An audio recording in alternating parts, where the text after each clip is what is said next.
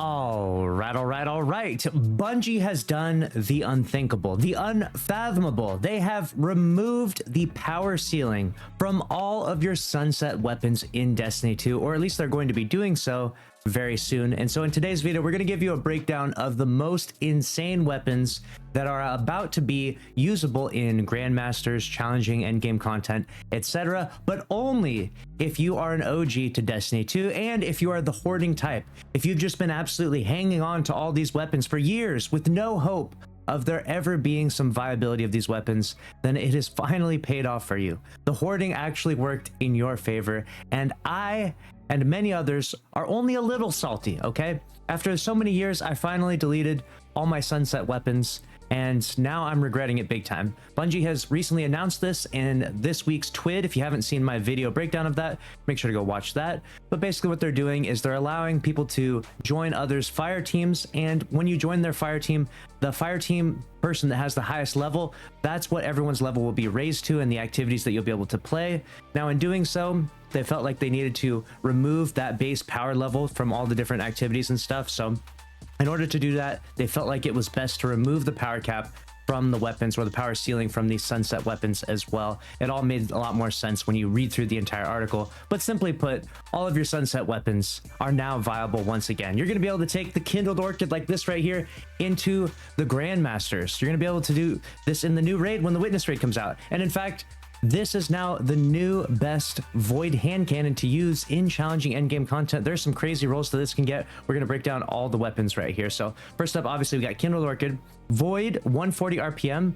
Right now, currently the best Void 140 RPM for PvE at least is going to be something like Palindrome or the Trials hand cannon. Those are both excellent Void 140 RPMs.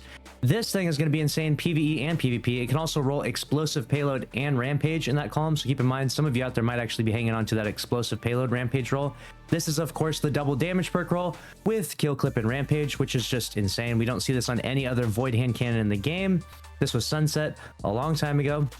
People still run around and use this, but you have to use it in like low non-challenging content. But now you're gonna be able to use it in challenging content. And the most interesting part of this as well is the magazine perk that they no longer put on these weapons, which is drop mag. You can see that magazine perk right there. And drop mag is actually a very funny perk, because previously what it did was when you reloaded the magazine, you lost all that ammunition. But now that we live in an infinite primary ammo meta, losing all that ammunition isn't nearly as it isn't as diminishing as it used to be previously. So now what they actually do is they reduce the magazine a little bit. So drop mag could be pretty insane, because you could have really fast reloads, which is really nice for a perk like kill clip on there, right? And the ability to keep those damage perks, those timers up, is really high. So drop mag on the Kindled Orchid with kill clip and rampage, an insane roll. If you have this, I envy you. And if you have that explosive payload rampage roll, I also envy you. But that's not all. We're gonna go through all these weapons that we have here, and if I miss any, please feel free to comment down below, tag me on Twitter. I would love to see them all. We've got the Waking Vigil here. This is gonna have slide shot and opening shot on a 140 RPM hand cannon. Its base stats are a little bit lower than some of the other 140s out there, but with really powerful perks like slide shot and opening shot, kind of makes up for it. Slide shot has been for quite a while now one of those like really potent perks, especially in PvP. That's what you're looking for when you're grinding for those roses, when you're grinding for those PvP weapons out there in comp. So we got a Waking Vigil with slide shot, opening shot, very nice. Now we'll move on to the next one. We got the Trophy Hunter. How many people remember this? Down in the comments. Now this is going to have a triple tap and Vorpal roll on it, which obviously Vorpal has been changed and adjusted quite a bit, but it's still a special ammo weapon. Still does 20% more damage, I believe, as a special ammo weapon with Vorpal. And then we have, or I believe 15% actually as a special ammo weapon. And then we have its RPM is 72, so it's that high impact sniper. This thing, it feels really nice and sounds really nice as well. So this will be making its return. You'll be able to use your trophy hunt to be able to dust that off. The Bygones is back. I know a lot of people are excited about this, all right? The Bygones, this thing used to own for quite a while in Destiny 2, and now the Bygones is back.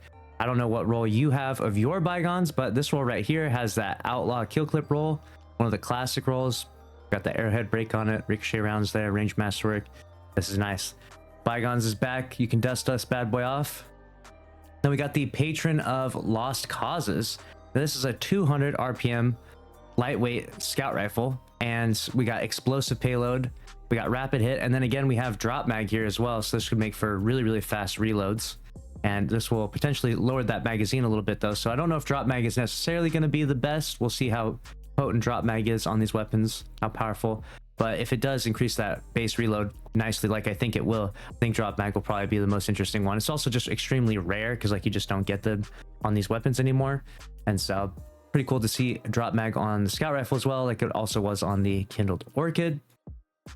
Next up, we got the Martyr's Retributionist here as well. This is going to be that solar waveframe grenade launcher, and this has auto loading and demo on it. So if you want to get your grenades back faster, that will be back as well. And then we have the Mindbender's Ambition. A lot of people talking about this thing. We got slide shot and we got quick draw there, accurized rounds. This is a very interesting role. You don't see too many shotguns with slide shot and quick draw. And obviously it's a good combination. You want to swap to your shotgun fast. Slide shot's always a good perk on shotguns. So the Mindbender's Ambition might see some potency. And it actually, the current Mindbenders doesn't roll this anymore, which is really frustrating. It's a thing that Bungie had done a bunch of times, and we criticized it quite a bit when we talked about when they bring weapons back, they should bring back them in their most powerful versions and the most powerful perks.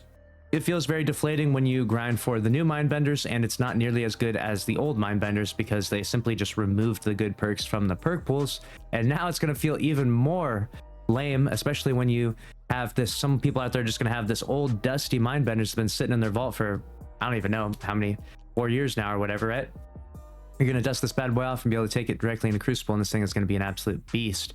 So I definitely envy anyone out there that saved their Mindbenders. I didn't save any of my sunset weapons. Let me know which sunset weapons you did save, if you did save any at all, so that way we can see which juicy ones you have out there. This is all that I had to share with you. We had the Mindbenders, we had the Martyr's Retribution, the Patron of Lost Causes, Bygones, Trophy Hunter, Waking Vigil, Kindle Orchid, but those are not all of them by any means. Those are just the ones that I found to be the most interesting, like the ones that I think are really going to shake up the meta potentially. Like obviously it's weird to think about like a weapon that's so old getting unsunset and like actually changing the meta, but that is definitely the case for this Kindle Orchid. Right now, void hand cannons are the weakest of all of them. The other hand cannons, like the solar, the arc ones, stasis ones, strand ones, they all have really, really strong perks and really, really strong versions of them. The void is kind of the lackluster one, the one that's weak a little bit. So this Kindle Orchid is actually going to be really, really spicy, especially in PV. I mean, double damage perks, and I don't think it's going to quite two-tap, but this thing is going to be very potent in PvP and PvE. So this is easily the crown jewel. If you saved this bad boy, which I know a lot of you did because everyone is always just hanging on to this thing for no reason, but if you did save this bad boy, I'm definitely envy you. And a lot of people out there also, as a side note, pretty upset with Dado because obviously he's done a lot of vault cleaning stuff in the past, and people are saying, you know, well, Dado had everyone delete all of their sunset weapons. He encouraged everyone to delete them, and so now all these people are pretty upset at Dado because, you know, I don't blame him though. Like obviously hanging on to these sunset weapons, it can take up some vault space. You could clear the vault space in other ways perhaps, but you know, we didn't have any clue that Bungie would ever do this. So encouraging people to delete all their sunset weapons wasn't the worst advice up until just yesterday. It actually became the worst advice possible. So everyone is looking out and everyone's angry at Dado. I think it's kind of a joke, like a joke meme being angry at Dado, but who knows? Maybe people are actually upset about it, but he just gave his opinions of what he thinks people should delete in their vault. And I don't necessarily fault him for that, but now in retrospect, obviously it sucks for anyone that deleted their Kindle Orchids and stuff like that. But that's a wrap on this video. Let me know your thoughts down in the comments below. Make sure to subscribe, smash the like button, and I'll see you in the next one. Thanks for watching. Later.